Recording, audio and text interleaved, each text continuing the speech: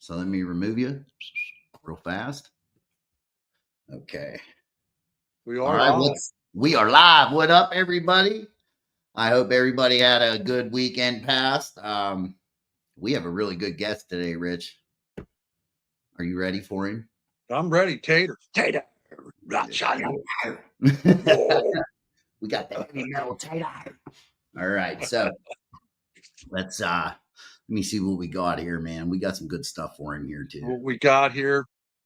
Get TATER on here with us. Yep. Here. All right. I'm gonna give him a good introduction. All right, y'all. Tonight we're throwing down Appalachian style. Our guest just isn't any good old boy. He's straight up outlaw of the steel. A backwoods legend and a hell of a competitor, that's for sure.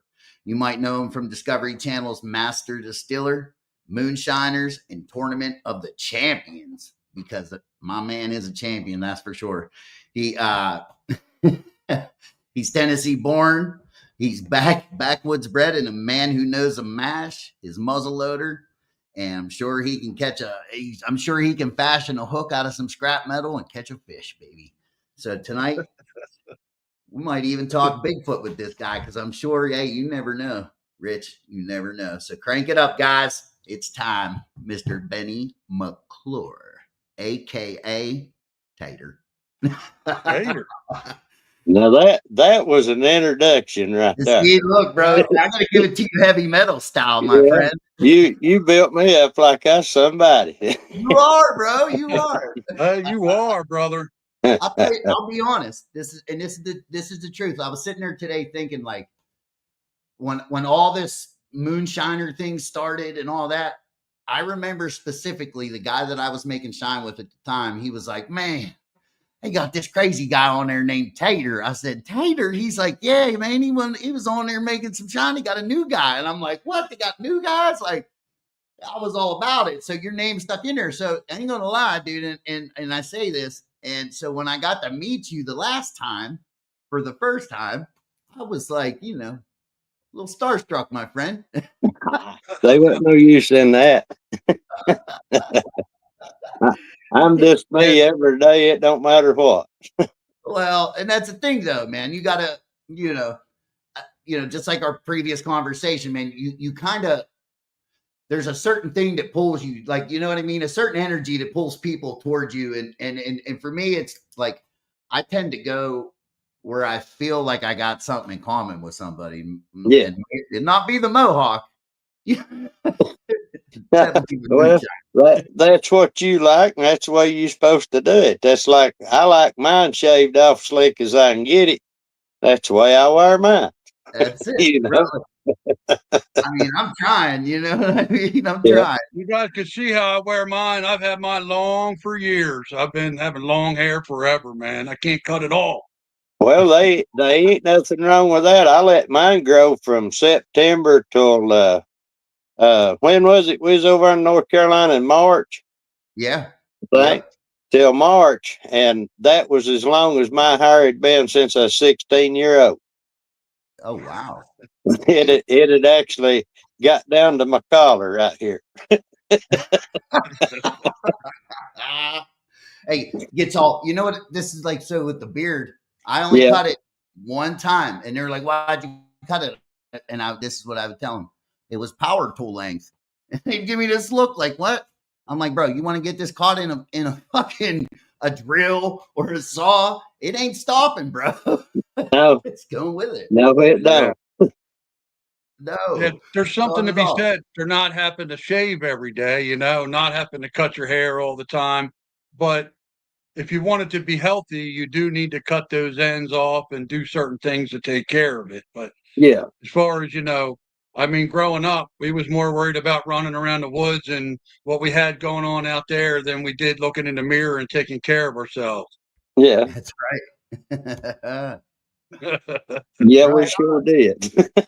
Okay, so let's get into some too much going on out there in the cornfields and in the woods. Yeah. Well, did you ever see him take that corn cob and they'll stick it on a drill and try to eat it? Yeah, bro. I saw it get that girl's hair, rip her hair right out. It would pull my teeth plumb out. Yeah, me too. I'd be like, The my teeth damn, would be the gone. damn pixie that won't hold that good. Yeah, Hey, you'd be looking at the corn and you're wondering why there'd be teeth sticking out of it. Yeah. Listen, I got an extremely funny teeth story for you, right? So a friend of mine, we used to go to this thing. It was called the slip and fly, right? So it was a big long slip and slide. It was 100 and some foot long, but like it was high, dude. You went down this 21-foot jump. It put you in 40 foot off the jump, 20 foot into the water, right? So I take all these guys there. And my buddy was messing with me, and bro, it was mid-July, so it's swampy, it's hot, it's like just got done raining. There's no fucking cover, and they want all these people to camp in this field, right? So yeah, great. So we get there, man. I'm hot or whatever. Shoes are off. He puts his shoes in my tent, and they were stinking, dude. Fucking stinking, right? So when I come in, I want to lay on my thing, and I noticed the fucker put his teeth on my pillow. Oh, Lord. Right? I was like, this motherfucker. Dude, I took his teeth. I started laughing. I put him in his dirty ass shoes. Right? Hell yeah.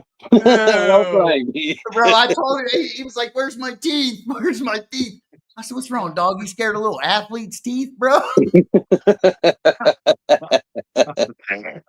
be No. itching his gums. Dude, the second time was he had a habit of just taking them out, leave them later, like, funny guy. Bro, I was cooking burgers. He ain't paying attention. I want to give him his burger. I put his teeth right on the burger, put the bun on it. Damn. Oh. Yeah.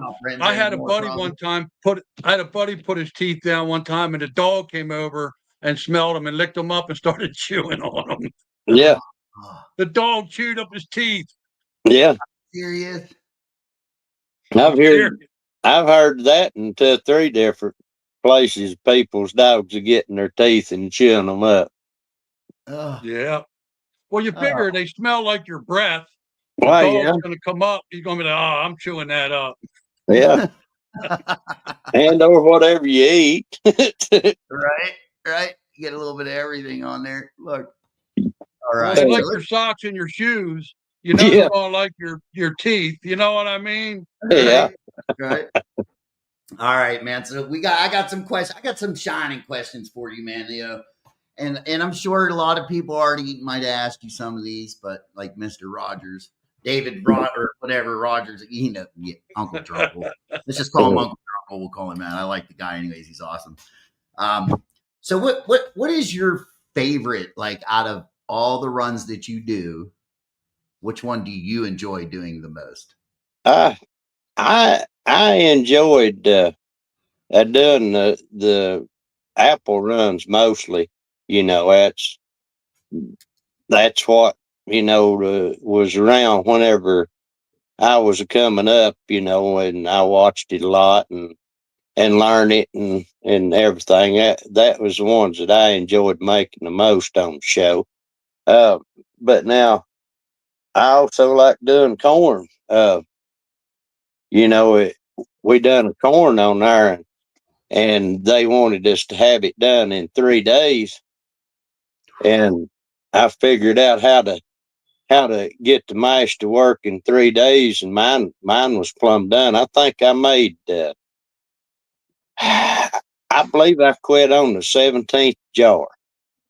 You was like, I'm done. Fuck, I don't need it anymore. And on a little piss pot still half full, that's pretty good payback. Yeah. And the other contestants, I think they made 4, 5, 6, stuff like that. But theirs didn't come on and work like that did, Right. So what was the key to that? What did you have to do to? And if you don't want to tell me secrets, it's fine. Well, it really ain't nothing major. It just the corn that I had was malted, and about everything that it's fresh malted. It wasn't. Let's say it wasn't killed. It was still. Right. It wasn't plumb dried out. It's still wet, but malt. That, and then a little special yeast that I used on there. That an old guy told me way back, or had talked about. That's that's how I learned most of my stuff, was just being around old guys with my dad. I was allowed to go and be around old guys, 30, 40-year-old, and hang out with them. Whereas most kids my age was stuck at home with their mama. Yep. you know, but I learned at an early age to keep my mouth shut and to act like an adult. So that's why I was brought into it as an adult. I've had to act like I was an adult since I was about 9 or 10 years old. So when you act like a little kid, then they don't let you in the circle, Right. And right. You got to act mature. And I'd hear, the guys that, and I know you've heard the reference, and Popcorn was a great guy. If it wasn't for him, we wouldn't be on here talking. Don't get me wrong, but y'all know, and a lot of other people know, there was a lot more people made probably a lot more, if not more, shine than him that nobody knows about. And and I was around a lot of them old guys from Cosby that made it and had went to the penitentiary and all kinds of shit, as a kid. And I listened to them, and that's how I picked stuff up. I learned to listen, and that's how you learn. You don't learn by talking; you learn by listening. Absolutely. And I just saved that back in my mind, and whenever the time arose, and everything, that's, well, hell, I already know how to do this. So, throw it together and roll with it. Hell yeah, dude. That's cool, man. So that's how you learned. You learned through like your dad and his friends? Yeah. Everything I know was learnt from my dad's friends about the moonshine. Now, I'm like everybody else that's got grandparents or whatever. The liquor's touched everybody. I mean, in some form, fashion, or whatever. Yep. My mom's dad, he made probably some of the best liquor that ever was made in Sevier County. But he died whenever I was like 4 or 5, so I never did really know him. And then my dad's granddad, or my dad's dad, he never would really talk about stuff like that, because when he married my grandmother, he quit smoking, drinking, and everything. He would get out in the woods and dig ginseng and stuff and make extra money, or trap, or maybe, hell, he's dead. I can tell you, he probably poached a lot, whenever furs was up high. And, he made their money like that. But by then, it was just him and Granny whenever I was coming up. But he just, whenever they got married, he quit all his foolishness, he said. I quit running it's all about survival. It's all about survival, everything you're talking about, Yeah, but now trapping and making the moonshine. But now, too, his first job, he was about 12 or 13, and his first job was cutting limbs and knots off of logs, working up in sugar lands and stuff whenever they was logging it, where the Great Smoky Mountains is at. Oh, so that's okay. So that's kind of where the Sugar Land got their name? Yeah. Yeah, that's exactly where Sugar Land got the name. I don't know nothing, dude. I'm from Pittsburgh, bro. I'm in the middle of the city over here. Like, I'm only like an hour north of the city, so we're not that deep in. Yeah, but see, I listen. But then, later, Alcoa Aluminum opened in Alcoa, Tennessee, which, by way of a straight line, is like 15, maybe 20 miles from where they lived, him and Granny. And he heard that they was hiring, and he set out and walked one day from where they lived down there. Damn. And applied for the job, couldn't sign his name or nothing. He just signed with the X, you know. But they hired him because he walked down there to get the job. And that's an awesome story. That's an awesome story. They had a factory bus that come to Sevierville downtown and would pick you up and carry you down there, you know, over day and bring you back. Well, they ended up, you know, he quit his job at the sawmill, so they moved out of the sawmill owned house and moved into town, and he worked at Alcoa and retired there. And he outlived his retirement twice. Are you serious? Yeah. He was wow. he was working. He outlived it, and he was drawing money that he had never paid in, or they wasn't expecting him to live that long whenever he died. What do they do then in that instance? Like they just keep paying you what you make. Yeah, they got to keep paying you. Good for him, man. Hell yeah. Twice you said. But you know, that's fucking crazy. He still had the mentality to him. Whenever, you know, I was a kid, we'd go squirrel hunting and we'd stay in the mountains and not take nothing but a skillet, you know, and we'd eat whatever we kill, whether it be robins or crows or squirrels or a deer or whatever. That's what we'd eat while we was in our camp. And he learned me, you know, all the roots and all this stuff and what they do and what bark does what and this, that, and the other, you know.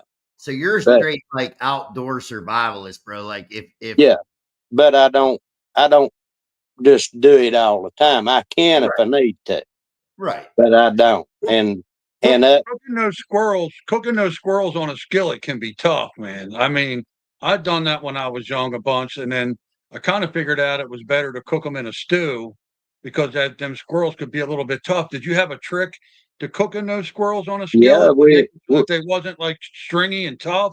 Well, he'd always rinse them in the creek and get creek water and put in his big skillet, and he'd boil them for about 10 minutes over the fire, 15, real hard, and then he'd take them out and throw them in some flour and then fry them in lard. That sounds good. And then he'd make gravy in the same skillet. That boiling the meat that's the same thing you would do with bear meat or something else. You know, you kind of get that fat out of it and you tenderize it. It breaks down the tissues in it. So speaking of breaking down things, so this is a good one that actually came from your knowledge, I guess. So I was asking somebody that knows you, you know, how to do a certain. I think it was apples he was telling me, or just in general, but to freeze the fruit and then let it thaw out like in the sun to like kind of start that ferment process. Yeah, bananas are your go-to with something like that. Hang on just a second, let me let my dog out. He's giving me a fit. I love it. I love it too. It's perfect. It's perfect. He's the real deal. He's a good dude, man. Beautiful. Yeah, I love. I need to know the trick to cooking squirrels. Who knows? You never know when you might need that again. I mean, you know, I'm thinking like Man vs. Wild, bro, or you know, Naked and Afraid. My mom would hire a babysitter to come, and she'd come to watch us, and I'd be out on the back porch skinning a squirrel. They'd come out back like, "What's going on?" I'd be ripping the skin. Like, oh my god! Like, what the fuck? Yeah. Hellions is about to have to call 911 for me. Why? What did you fall? My damn dog hung his toenails. You know, I live in a camper, and you know it's got little holes in the damn steps. His freaking toenail hung in it on the bottom step. There he was hung, and here I go off barefooted, and the damn steps is wet. So yeah, we about fucking crashed out right there. Excuse me for cussing, but damn, I'm excited now. That was a good rush. Got some adrenaline now. Damn. It's all fired up now, man. Fuck yeah. Well, we're glad to have you back, Tater. We're glad you didn't go down. Glad you made it back alive. That'd be bad. But back to what we was talking about there with the freezing and stuff. Now, I had never seen anybody, do apples prior to fermenting. To do that, I know bananas, you can do that. Because a lot of times whenever you get bananas, they won't be ripe. And I've heard that you can throw them in the freezer and freeze them, and I've seen them, froze before, and they'll turn nearly black. They'll turn real dark brown while they're froze, and then you let them lay out for about a half a day, and they'll be bubbling. See, that's what I did with some strawberries. I had a whole bunch of like pre-bagged that I put in the freezer, and we were getting close to that date, and I'm like, you know what, man?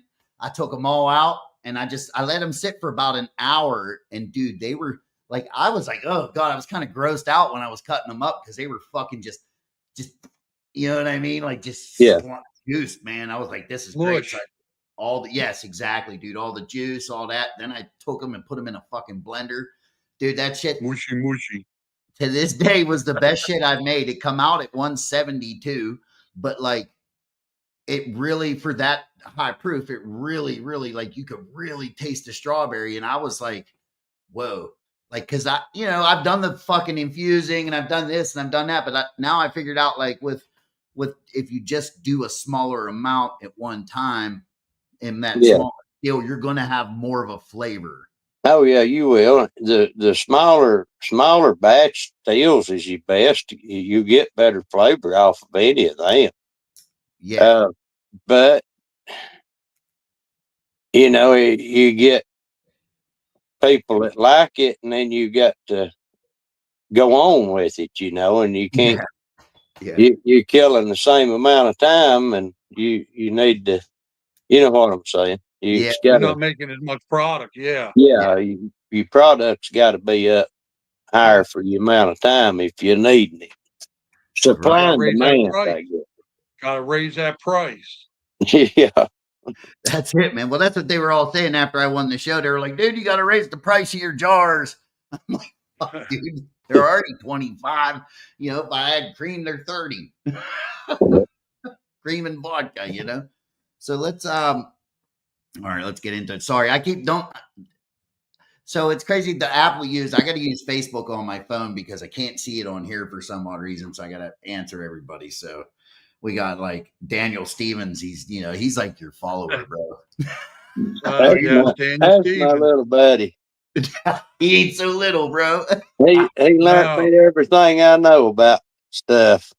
Listen, he just said that about you. He was like, fucking Tater taught me everything I know. I do. I really like him, man. Like, he's super cool guy too, man. He really is. So, all right, let's get to some more questions here, man. Okay, so do you have a certain preference now? Are you a wood fire, electric, or a propane kind of guy? Well, I'm debating on trying electric. I mean, there's a lot of people going to it, and it's got its pluses, but also too, it's got its minuses. I mean, it ain't near as portable.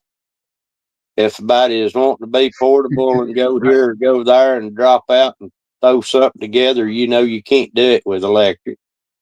Wood fire,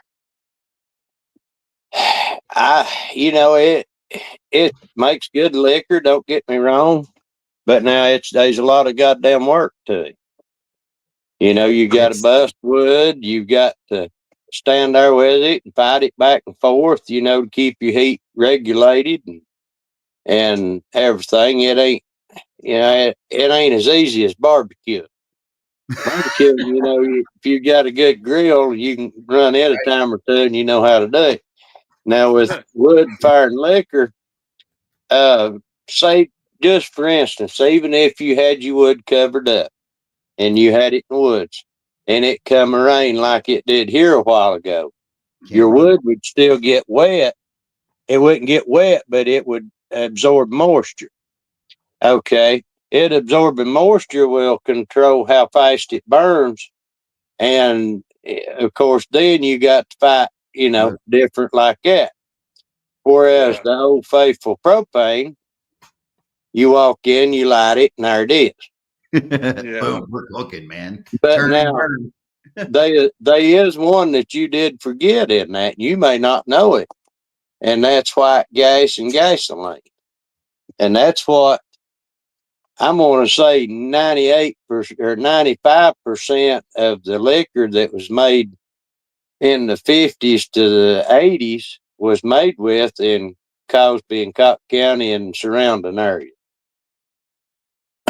They'd mix that in a bean sprayer or have an air tank hooked up to feed it and push it through there and light it, and it would run just like propane does. Oh, wow. Because they're pushing small, like. Yeah. Oh, it's nice. Like it be like explaining an injector in a car. Only it would be a continuous flow instead of a pump. Yeah, with the pressure too. And I'm sure that the flavor, I mean, would it vary that much? You know what I mean? Like between. Well, you could occasionally taste the white gas in it. I mean, and also I remember whenever I was a kid, all these guys is dead. But me and Dad went to this one old guy's place, and I've got pictures of the actual steel that he done it on. And he's probably the only guy I ever watched, and made liquor. But anyway, he had this rigged up in a little old cabin that the old guy lived in. And you had to sit on the floor with the window cracked because if you stood up, the damn fuse was so strong from the damn burning the gas, it fucking killed you. It'd knock you out.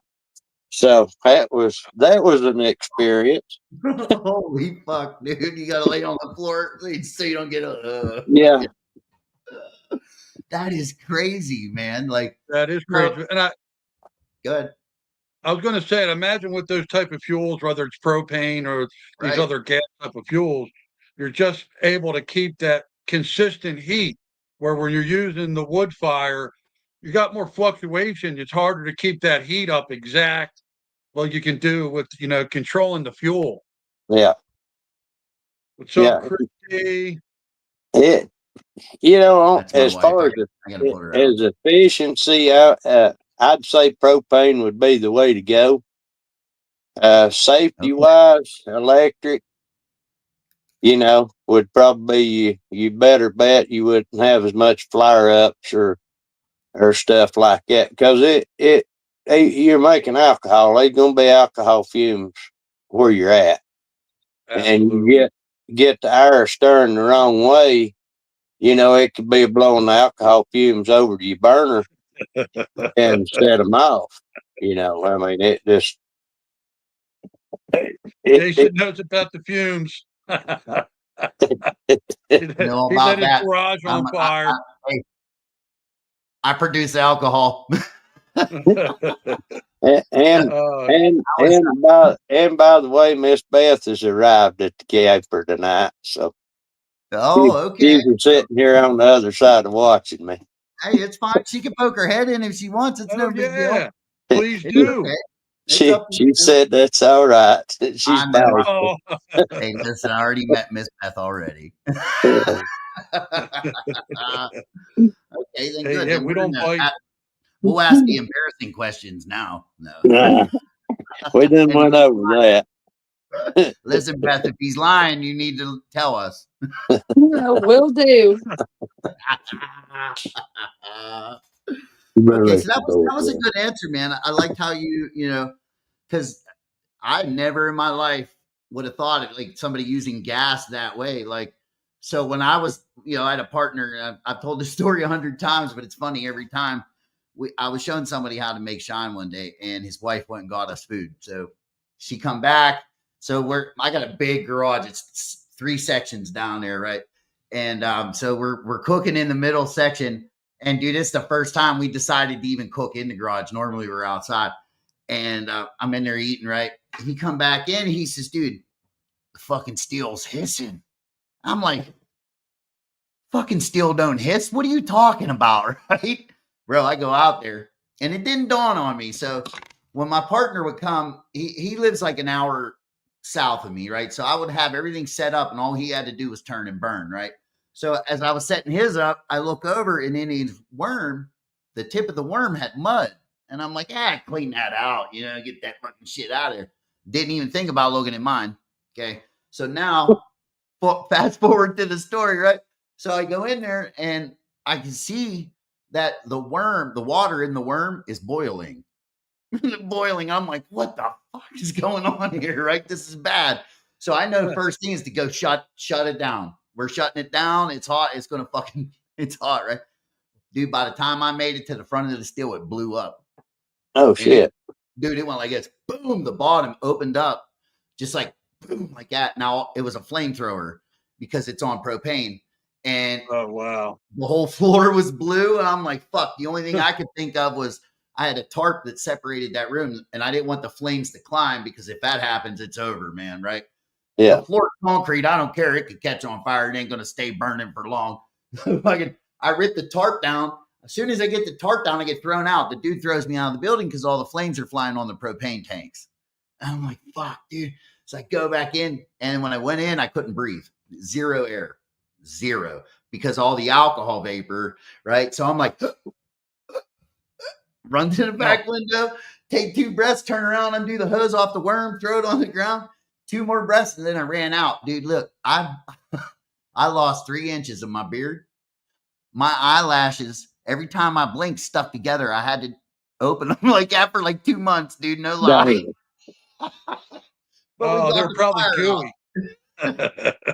So from that point on, we learned and what it was is a mud wasp went up in there and packed my thumper or my worm and his with mud. Man. It's helpful hint. Always before you run it, take and stick your water hose either in the top of your worm before you hook it up and flush it out, or at the bottom until it comes out the top and let it pour out. That way you get rid of spider webs, dirt daubers, or mud. Yeah. And it'll wash the nasty out of it too. Right. Yeah. Well, the bad thing is it's like, I keep it in the garage. I'm not thinking like, yeah, no.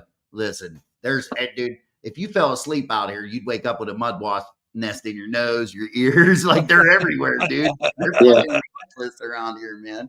Well, it's like whenever you pick a shotgun up, I learned this because my uncle had one blow up on him. But before, even if I've shot the gun the day before, I always look down the barrel and make sure there ain't no obstructions in that shotgun. Now, rifle, I don't pay attention to. But now, a shotgun, I'll look at it every time I load it before I carry it out to use it. That's, that's smart.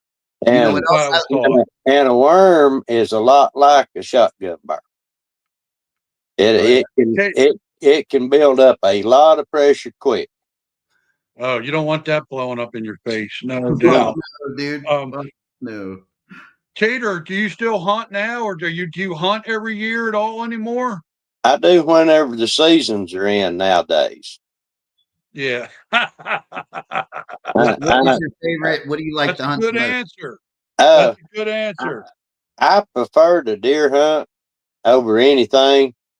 I've just I done it growing up, and then got into it, and we got to go in different places, different states, and hunting, and see, we didn't have a lot of deer here for a while. What state are you in? What state are you in? Tennessee. Okay. In this part of Tennessee, up until the mid 80s, well, I'm gonna say early 90s, we didn't have any deer at all here unless they was in the park or the edge of the park. Really? And now they've come on, and we've got a substantial nice deer herd. We've got some major bucks in Tennessee right now. They ain't big body wise as what's up north, but as far as counting points and stuff like that, there's some real nice deer here. And Yankee bucks are big. Oh yeah. Pennsylvania was the same way. Pennsylvania back in the 50s, we didn't have many deer left either. They were killed out. They shot them out of here. Damn And what they people did got was hungry.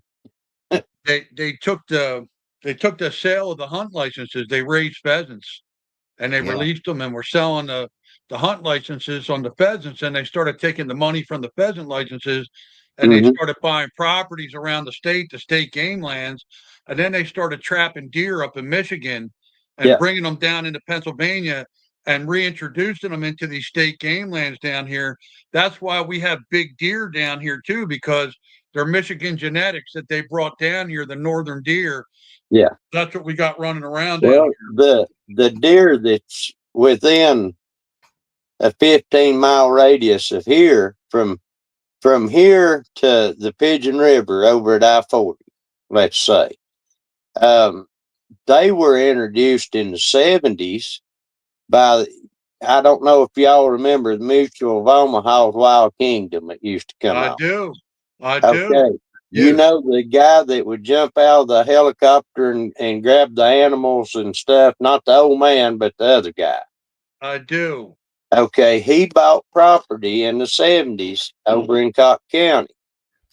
Okay. And built a big old, big log house over there overlooking the river. Well, he got with the state and he brought 150 whitetails from Illinois and turned loose over there on that property.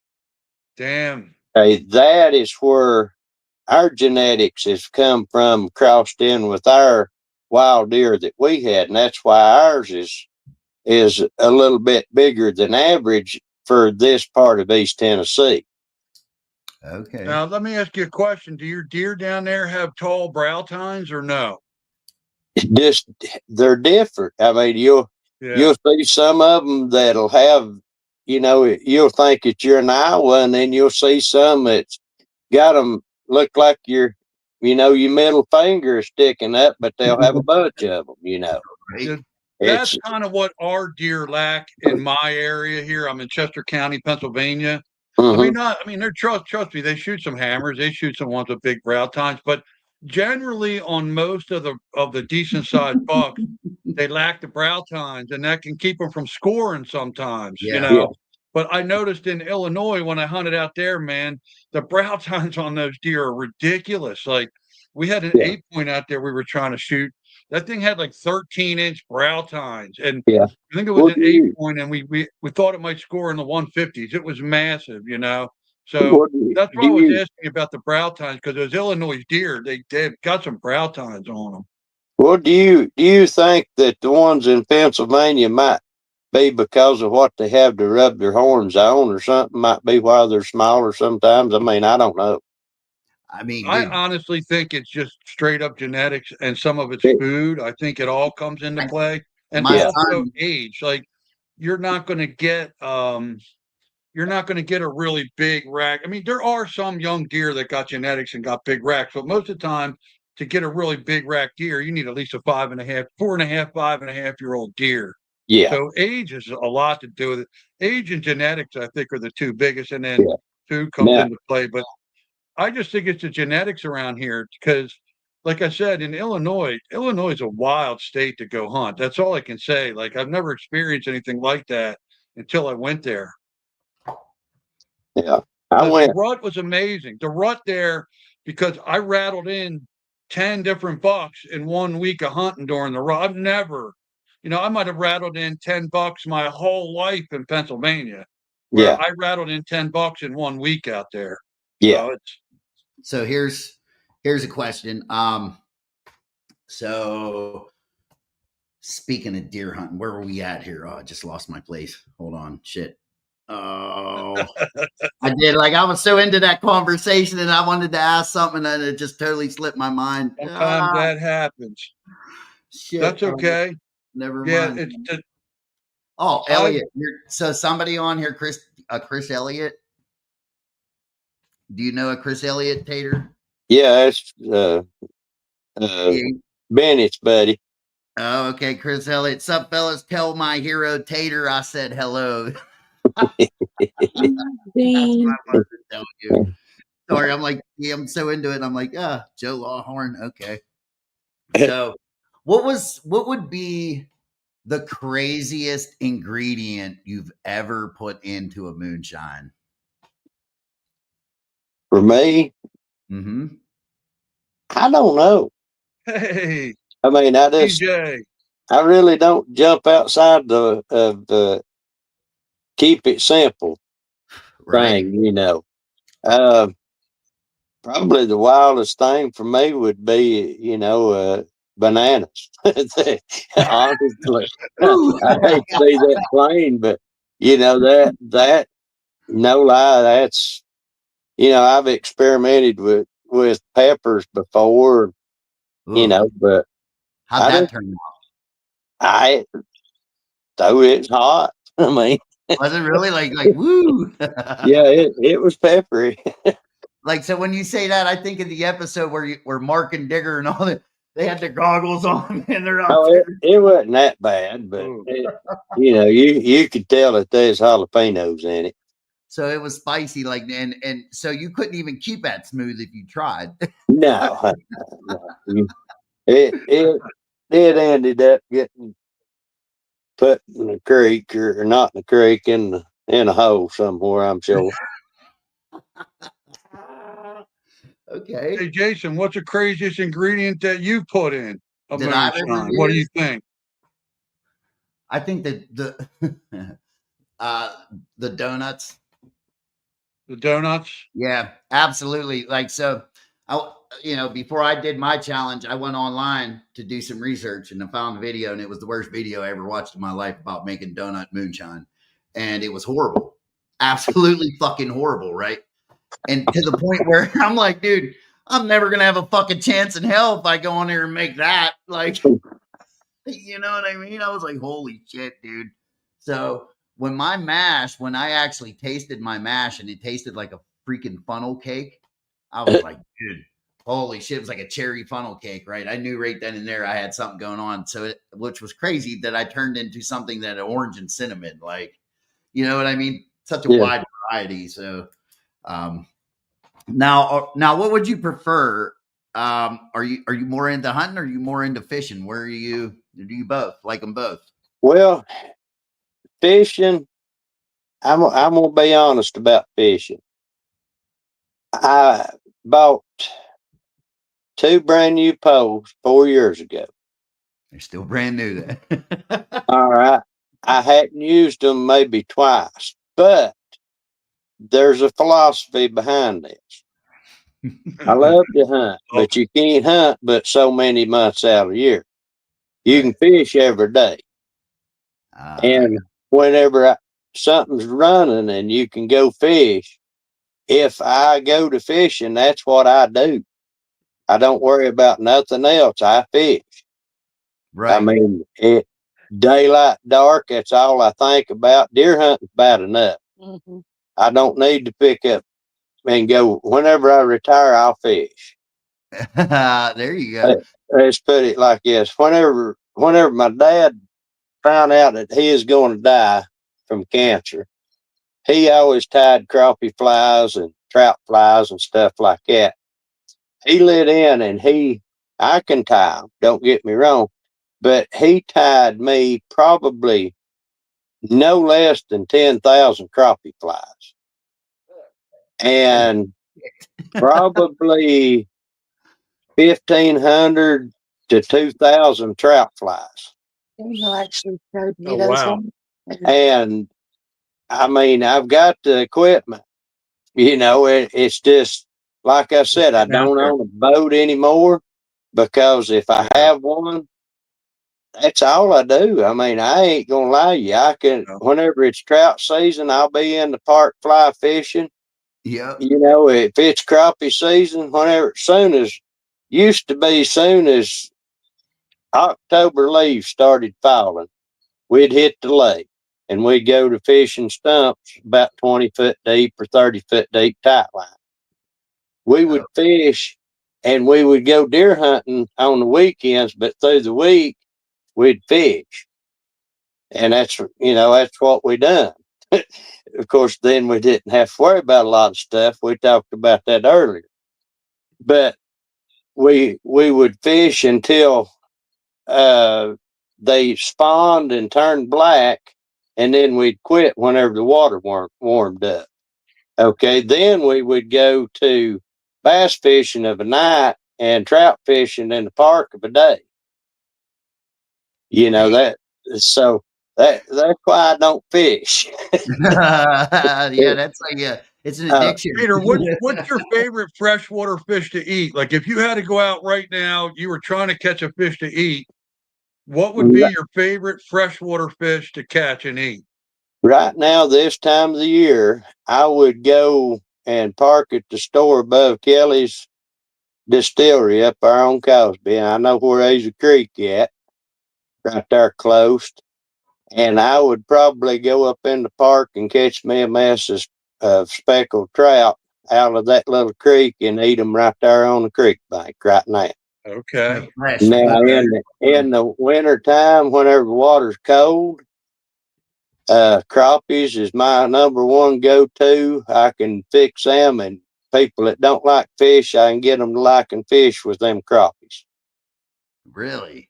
But it's when the water's cold, they're better. They're hitting more. They're more active. Well, no, they taste better. They ain't soft, and I don't like a real fishy fish. I like a mild fish. And crappie, a walleye's good. Yeah, that's my favorite. That's my favorite. Yeah, but your crappie or bluegill, something like that's going to be your milder fish, and it's easier to get people to eat it for the first time if they don't like fish. Copy. Okay. See, I've only eaten fish like 2 times in my entire life. I like crabs and shit like that, but I don't know. Every time I think of fish, to me, that is like a survival food. I almost feel like, right? Yeah. Because I'm eating a burger or some kind of meat otherwise. Yeah. That's funny. I grew up eating fish since we were young. Like you said, cooking along the creek.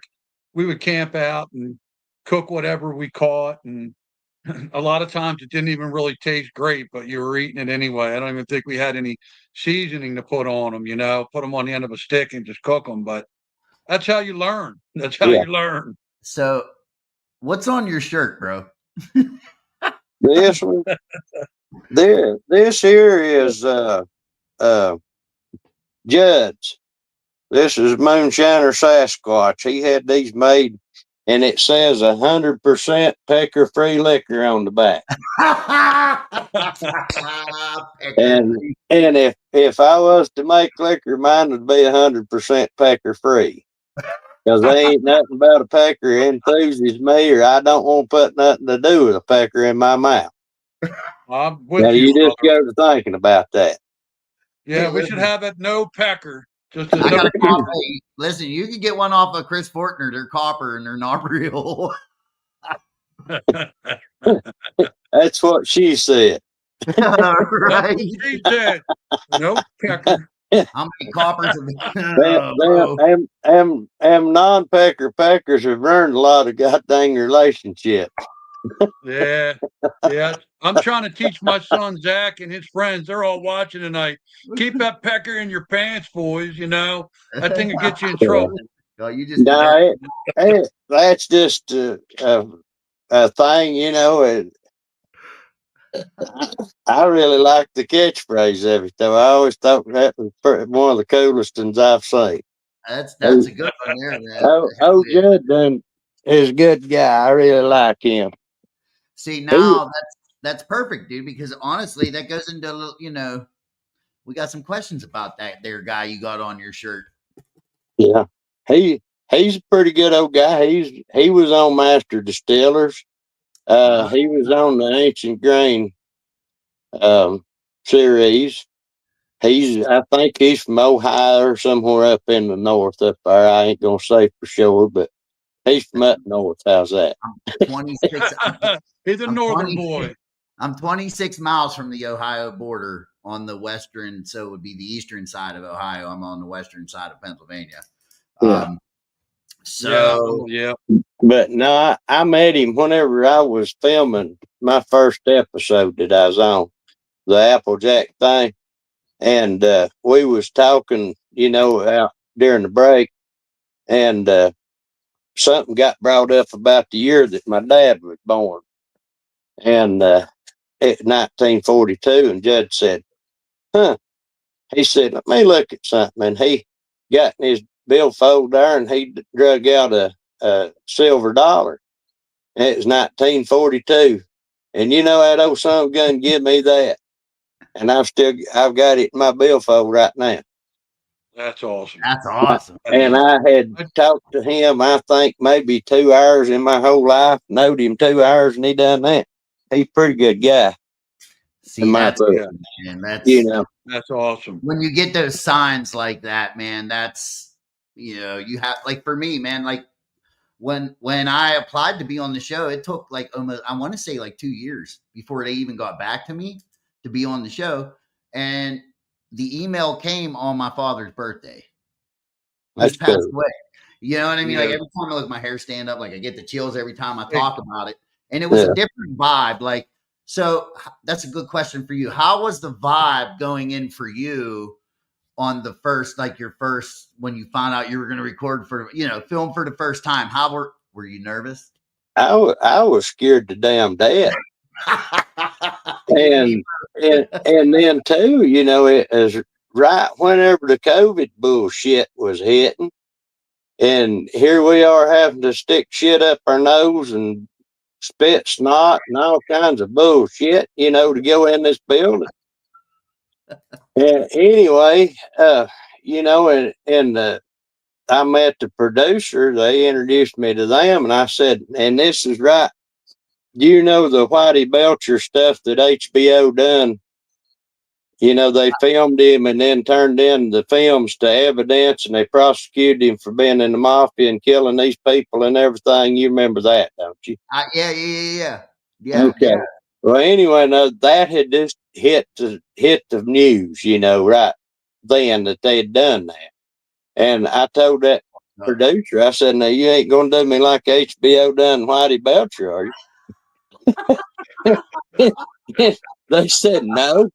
I said, well, all right then. I said, before I say a damn word, I said, I want to know. That's a good question, though. I'm glad that you. So, I went through it. I mean, I've known all these people that's in this, main players on the show. I've known them for years.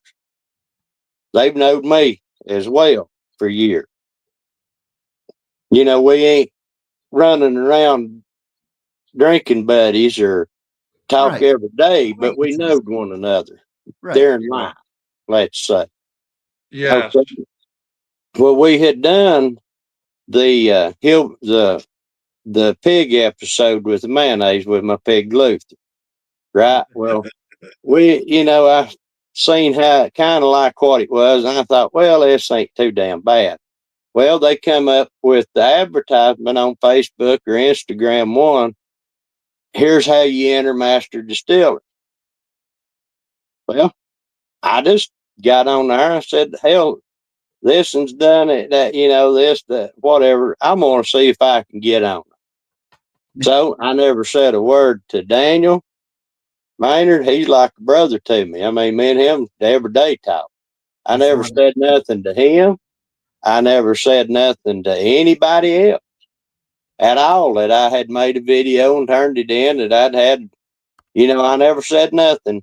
They called me or messaged me and told me where to be. I know where it was at and what time and what I needed to, what I was going to be making. So I got my stuff and I just show up down there. Of course, I was early and I was sitting in the parking lot. Martin Digger pull in. Now, I may have, helped them get some corn for the show or whatever before, back whenever. Well, I'm sitting there in my truck and it's loaded down with apples. I didn't know what all I need. I had a whole truckload of shit. Anyway, they said, what are you doing, Tater, selling them stuff? And I said, no. I said, I'm here to make liquor. and they couldn't believe that I'd, come out, so to speak. And Yeah. I said, "Yeah, I'm here." He said, "Well, I got to be on for a show here then." And Yeah. anyway, we went from there, And Right. That's a That's a good one great there. story. Then they didn't know you was headed their way. They Right. no, didn't know you was they coming. didn't suspect it in any way, and I wouldn't have told them anyway because I wanted it to be on the up and up, you know, every way you could be. Yeah. And Yeah. I met some tough competition. Ivy, the girl I went up against first there, if she'd growed up in it, she'd beat everybody that's ever entered it. Yeah. Who was that? She learned from watching the show on a little stovetop rig that she had bought off the internet. And Oh I mean, wow. she had never been out of Fort Lauderdale, Florida till she come and video and done that shoot with us up there. That's Never cool. had been to Tennessee. And we was there on break and she asked me there across the road there's a hill and some big old trees on it, it hadn't never been timbered, I don't think. But anyway, no, she said, "Is that a tree that's that big?" And I said, "No, honey, that's a mountain or a hill." And I talked her into going and riding. We had a couple of days break, and I told her where to go and ride to, and look at stuff. And she come in, she was just in tears of telling me about it, and the just she couldn't believe it, what the mountains really did look like, Oh wow. and Was everything. So Wow. she the one That's you gave the amazing. woodpecker to? yeah, yeah, she was. I just saw that And episode again, man. That's awesome, dude. and come to find out, the reason why she didn't taste nothing, everybody's trying to get her to taste this, that, or the other, and she never would taste nothing. She just stick her finger in it and dab Really? it on her tongue. Well, the reason being is she was pregnant Oh, Oh. and she had a baby, and it a beautiful baby. I mean, Oh, that's it's up amazing there, story all around. I that's like super. that but story. but she was a real sweet person. And then John, he he made a lot of beer and Oh, stuff, so he knowed a little bit about fermenting and the technical words and this, that, and the other. And a funny thing that happened was talking about our mashes working off, and this is gonna make me sound kind of ignorant, I guess, but I don't care. But he asked me, he said, "Well, what was your APV, Tater?" And I said, "Well, hell, I don't know what that is, but I said, I'll bet you it'll make some goddamn alcohol." And he just looks at me funny. You watch it on the show. That was pretty good. And of course, it did make some pretty damn good alcohol. So, It sounds like it did. It's funny because like that's one of the things I was worried about. Like when I went there, so I'm meeting all these people the first night, like at the hotel, and they're all outside drinking and talking, and they're extremely smart people. Like when it comes to that, like I forget what the guy's name. I think he was like maybe episode 3. He was a tall, skinny dude from Florida. Of this season, but he was like extremely smart, man. He was talking to this other girl that was extremely smart, and I'm sitting there going like, what the fuck are they talking about? But then when I start like kind of really like focusing and trying to pay attention, like I could sit there now and I can hold that conversation because I've been doing it long enough. It's just their terms are different than my terms. yeah. You know what I mean? Right. Like I I'm like like Yeah. on the same line as you, bro. Like this is how I think of things, right? Honestly, and I tell my uncle this all the time. I'm like, don't, like you said, keep it simple. That method, right? Don't overthink it. Yeah. Yeah. Number one. Number two, I always go back to what did the old timers do? Right? They didn't make things super hard because No. they needed it to go smooth and quick and boom, boom, boom. They needed it to move. Yeah. So that's the process I want to Well, do. they wasn't standing there shaking it all damn day long. They pulled it out and pissed and went on with it. Yeah. Yeah. They Yeah. couldn't mess around. But I'm but I telling you what, I'm kind gonna of put a vote up I on the internet because you got some good I one-liners too. yeah I kind of got shit out of the whole uh experience though, like you did, from being local like I am. See, I didn't get to go stay at the hotel and hang out with everybody of the evening. I went and filmed, and then I come home and stopped and grabbed a burger on the way home and eat, by myself. So I didn't get to go hang out and party with everybody like Listen, youngsters. I felt bad Isn't for that Katie what because Jason? what's that? Didn't you like stick by yourself when you were down there Well, yeah, making but at the here was con? so the hometown girl Katie, because she was from Asheville, North Carolina. They Yeah. didn't give her a room either. They're like, no, you got to go back home. You live close enough. Shit. I was like, I'm sorry, Katie. Like, it was bad enough to some of the guy that was working for Magilla. He was like, no, I ain't staying in a hotel. I'm getting a fucking Airbnb. I'm like, oh, that must be fucking nice. You know what I mean? Well, it depends on the Airbnb too. Right, exactly. Hey, I got That's an true. Airbnb for Hillbilly Jam. Are you going to be there? Yeah, I'll be there. I get to see you, Yeah, man. me and Beth will be there, and we'll have a whole array of shirts and hats and all kinds of fun stuff. Yeah. Oh, that's awesome. That's awesome, dude. I can't wait to see it. Now, I know my partner here, we're just over the hour. But I know my partner here got a question or two for you. Okay. Oh, you're asking about the Bigfoot question. Is that the Bigfoot question you're asking about? We, Jason and I want to go looking for Bigfoot, and we're going to do some traveling here with, maybe over the next year. And we have some guys from some other states interested, and maybe, we're going to come through and see them, maybe do some tattooing, and maybe do a little looking for Bigfoot. Would you be interested in anything like that, Tater? Well, we might go out and beat through the woods somewhere. I mean, we might have to drink some shine.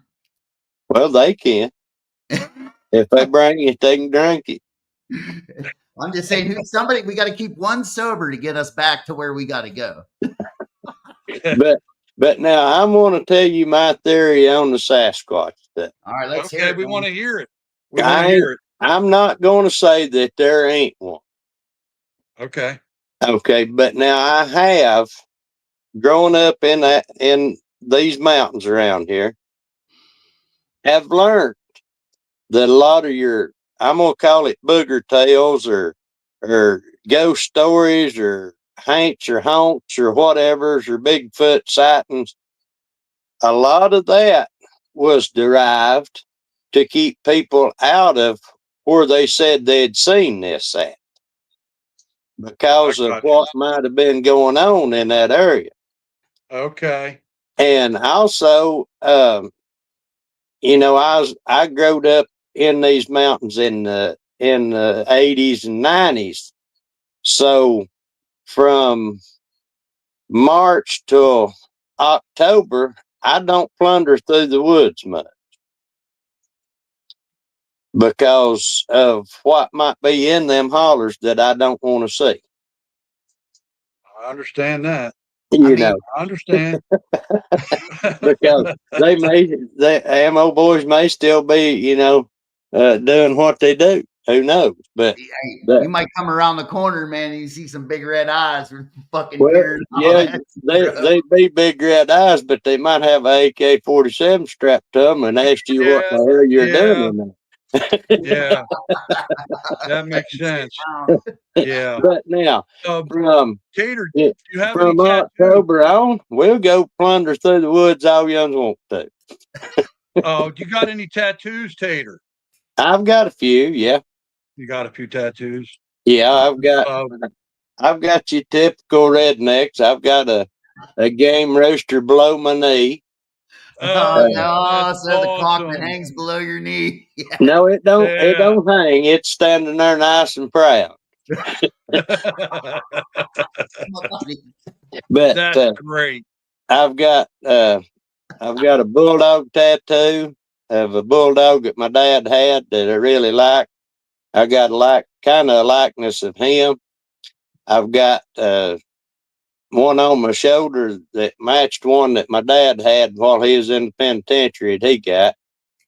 And then I've got a tribute to my dad on my other shoulder of a skeleton, the only skeleton tattoo I've got, but it's of a fisherman skeleton, and it's got his birth and death date on it, which Daniel Maynard copied it all except for the birth and death date. He got the same tattoo.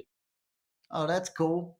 And then sounds like you love your father, Tater. It sounds like you really love your dad, man. he was the only 100% that I've ever truly had. I mean, I love my mom, and she's a great superwoman, but me and her ain't never done the business that me and my dad did. Yeah, And you understand that. Me and him would think the same thoughts. That's how tight we were. Well, bro, that's because you were back at them steel sites early in your life, man. Yeah, and everything. But you know, and then I have got one I call my drunk tattoo. And I went to my buddy's house one time, and his roommate, she tattooed, and we was all pretty shit faced, and she didn't really want to tattoo me because I was drunk. And she asked me 4 things that I'd want in a tattoo. And I told her. She drawed it out on the transfer paper, and she put it on there, and 4 hours later I had the tattoo. So which it ain't a bad tattoo. It's a pretty cool looking tattoo, but you know, just to give somebody 4 things and them draw it up and put it on there, that's pretty cool, you know. That is pretty cool. Yeah, she sounds like she was an artist. That's awesome. She was. Now your woman has tattoos as well. Doesn't she have a few? Yeah, she's got 1 or 2. 1 or 2. Okay, that's what I was thinking. Okay, yeah, we're both. I mean, dude, that's what we do. So that's what I did personally before I had started doing the shine and shit. I've always tattooed forever. He's tattooed twice as fucking long as I have. Yeah, that's pretty cool, man. We definitely want to do some Bigfoot tattoos, man. Yeah, we're going to be tattooing people on the road. When we come out on the road, we're bringing tattoo equipment. So whoever wants to get in a chair with us can get in the chair. Well, I want the dirtiest, rustiest, biggest, roughest needle you've got. The biggest, rustiest needle we got? Yeah. We can make that happen. No problem. I want one as big as a 16-penny nail. I mean, hey, well, it'll be more than one. Well, we can make it. Yeah, we can definitely make it happen. No, I'm just kidding. But a funny fact of the skull tattoos of me and Daniel Maynard are getting them done. We had the same artist. He's a young guy, but he's real good. He's probably one of the best tattoo artists that I've ever had. But the whole time he was doing mine, I was, you know, nodding off. It wasn't I was passing out. I was nodding off. Well, the guy's dad and me are pretty good buddies. And he's one of these that just slap a piss out of you just for the hell of it. You know, so we was sitting there and I was nodding off, and I told that boy, I said, hey, we're going to have to quit a minute. I'm going to have to go walk around a little bit and wake up. He said, are you about to pass out? I said, yeah, but not pass out. I said, I'm about to go sleep. And I said, and I know your dad just loved to smack shit out of me. I said, we're gonna go out and smoke and wake up. But then here come Daniel the next day up there, and I got mine on my shoulder on the back. Daniel got his in here on his arm. He whined and he complained. He the biggest wuss I ever seen getting a tattoo for a man. and his wife had got one on top of her hand that sunflower that her daughter had drawn, but she didn't make a sound either. That was the bad part of it. Yeah, women are tougher when it comes to getting tattooed in general. It's not always that way. Like, there are some women that will just be dramatic when they're getting tattooed to get attention. Yeah, but for the most part, women are a little tougher than men when it comes to giving them ink. Yeah, that's but good. women are tougher just all the way around than men. I mean that. Oh, yeah. They have babies and they They put up are. with us. I ain't just saying that because Beth's here. I think that women go through a lot of shit in their life. Yeah, listen, she's standing over there like Oh, yeah. this. You better stay. No. I agree with you. Women are looked at their whole life. Men are staring at women. They're kind of like victimized their whole life in a way, and they got to learn how to deal with that. Yeah. So But that's our fault yep. because it's the way we dress. Yeah. Well, no. But anyhow, so on the Bigfoot theory, now they is legend of a Bigfoot in Cosby. Yep. Back during the 60s and 70s. And all the liquor men feared him. But the Bigfoot was the revenue guy that was hard on in Cock County at the time. That was their nickname for him. I reckon he wore a 13 and a half or a 14 shoe. And that's they'd say old Bigfoot's been through because they'd see his tracks, here or there. That's some And, good shit. and I reckon he could run nearly 10 mile an hour up these ridges, whenever he's on. I reckon he's pretty fast for a big guy. For Bigfoot, he's fast. Yeah, but now that was the Cosby's legend of Bigfoot that I know. That's great. But now that's we great. did have a thing they called the white thing here, and it was seen up until the early 80s in and around on what they call Webb's Mountain up here. But the true fact of it was they was a truck had wrecked hauling a kangaroo. And this ain't no lie. This is I can take you to old people. And that damn kangaroo had got loose and it survived for however many years on these mountains out like that. And whenever they seen it, it scared the shit out of people because it's white, but it wasn't a deer, but they couldn't figure out what it was. And dogs go in on it and they just stomp the shit out of the bar dog, And that was the legend of the big white thing on Webb's Mountain. That's cool. You ever see that video? That dude takes his dogs hunting, same fucking thing, and the kangaroo's got it in a fucking headlock, and it's like ready to. Yeah, but can you imagine living in these hills back then? Whenever you've got the government taking all the land over the park. All right, well, you already schizophrenic over that, mad, and then here they are taking you liquor. And then here's this big white thing. Of course, you don't have a good light. Back and it then. Don't move normal. It ain't moving normal. The thing's like, no. Like, what is that? Because it ain't running. It's hopping. That's exactly right. So it had people boogered for years. And their eyes shine red whenever you shine light on them. I reckon. I don't know. I ain't no kangaroo connoisseur or nothing, but I reckon that its eyes would shine red whenever a light would hit it. So that intensified it. To me, all this stuff is fun. I want to believe in Bigfoot. I like to believe in the magical of things of life, and I believe what we're talking about, these stories and people's reactions, is kind of magical in a way. It makes things bigger than life, and I think it's a lot of fun. That's why I enjoy it. I love hearing these stories. They're the best. The best. That makes the biggest part of our podcast is asking these questions like that. Yeah, but usually before we finish our podcast up, we'll get the Bigfoot question in, and if we haven't got the tattoo question in, we'll get that in too. And like we said, we're going to come on the road with some Bigfoot designs. We're coming on the road with Bigfoot flash, and then we can create anything. So listen, we could do a tattoo of the dude with the size 13 feet coming through the still with a shotgun, or there's so many different ideas you could do with tattoos and that's good. and moonshining and Bigfoot and any of it. The revenue man. Yeah. The revenue man. All right. Well, Live a listen, new Tater, man. thank you, brother. It's been an hour and 14 minutes. You've been the longest podcast we've had so far. Well, I hope it's been a fun one. Dude, I ain't stopped smiling since wonderful. you got on here, bro. Like, it's been a great one.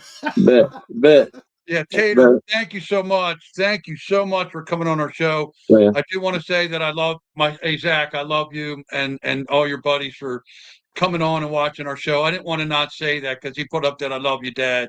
So I wanted to make sure I got out there to him. that's awesome. And to Ted Hardy and his daughters as well, to his whole family. Ted's getting married next year. And I appreciate everybody that comes on, that's watching our show. And Tater, thank you so much. This was a wonderful show, wonderful Bigfoot stories. And I definitely look forward to meeting you when Jason and I hit the road. All right. Sounds good.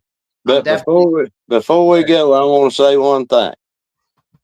And this may piss people off. I don't know. I don't care. I hope it don't. But everybody needs to, and I've been saying this. Everybody needs to put the bullshit aside, their little arguments and their little this and that, and let their egos go. And all us in this not organization, but family, so to speak, Community. need to get together on an equal level to where we can do stuff to help people that need help. And forget about the bullshit, like I said, and the drama, and just get along and enjoy life and enjoy one another whenever we're around one another. That's right. And just be good to somebody. I mean, if you've got $50 and you see somebody that needs 10, hell, give them 10. It ain't gonna hurt you. Not at all. You know, and just be good to people. Enjoy your life and everything. And I appreciate you being on here and doing what you do. And if you make liquor, make liquor. If you grow pot, grow pot.